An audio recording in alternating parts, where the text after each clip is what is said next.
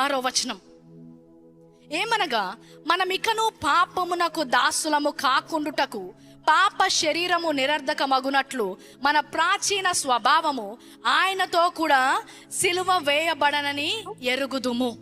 మన స్వభావం ఏమైందంట? సిలువకు వేయబడింది. సిలువ ఎప్పుడు వేశారు యేసుక్రీస్తుకి? 2000 సంవత్సరాల క్రితమే. ప్రతిరోజు సిలువ వేసుకోవట్లేదు యేసుక్రీస్తు. ఆయన ఒకేసారి ఒకే అర్పణ, ఒకే బలిగా వెళ్ళాడు, ఒకేసారి సిలువ మీద మరణించాడు. ఆమేన్.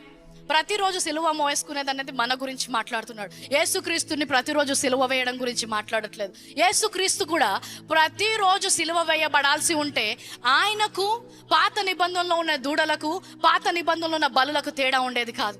ఆయనకి వాటికి ఉన్న తేడా ఏంటంటే అవి మాటి మాటికి చేయాల్సి వచ్చేవి. కానీ ఈయనైతే ఒక్క మారే అన్నీ కూడా మానుకు వేలాడదీశాడంట, సిలువ వేశాడంట. ఆమేన్. సో ఆ సిలువ వేసినప్పుడు వాక్యం ఏమి సెలవిస్తుంది?